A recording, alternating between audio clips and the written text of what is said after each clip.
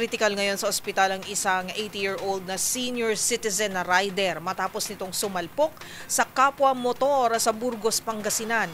Ang dalawang sangkot sa aksidente, pawang walang suot na helmet. Yan at ang iba pang mga rumarapidong balita mula sa probinsya, hatid ng iba't ibang istasyon sa ilalim ng MBC Media Group.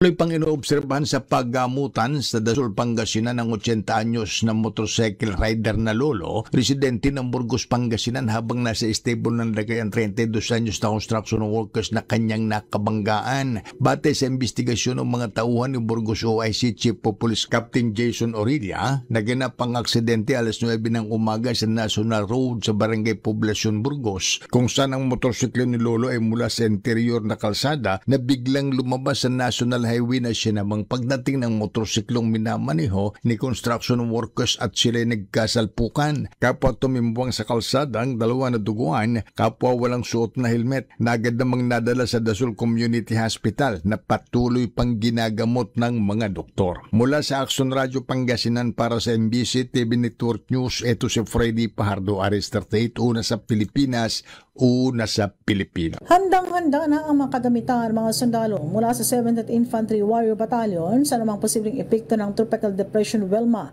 Sa kasalukuyan na si Storm Signal No. 1 na nasabing bagyo ang buong lalawigan ng Northern Samar, siniguro ng kasundaluhan na marirespondihan ang mga residente sa gitna ng kalamidad.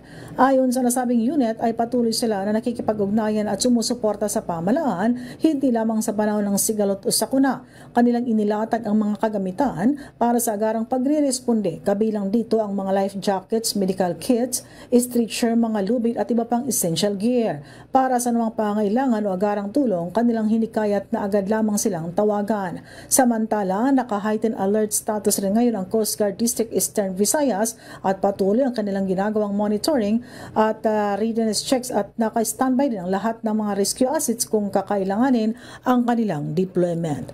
Mula sa MBC TV Network News, RH34 Jane Galit Bantayan ng DZRH, una sa Pilipinas, una sa Pilipino. Nadakip sa drug buy-bust operation ng Iloilo City Drug Enforcement Unit ang 35 anyos na si alias Bebang sa Barangay Laguda, La Paz.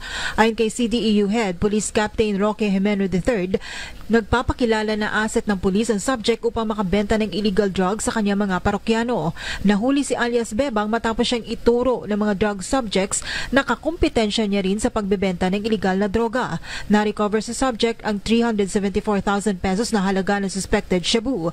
Ayon sa monitoring ng pulisya sa City Proper District ng lungsod, nagmumula ang supply ng illegal drugs ng subject at binibenta niya ito sa mga distrito ng La Paz, Lapuz at Arevalo. Para sa MBC TV Network News, ito si Jocelyn Makena, una sa Pilipinas, una sa Pilipino.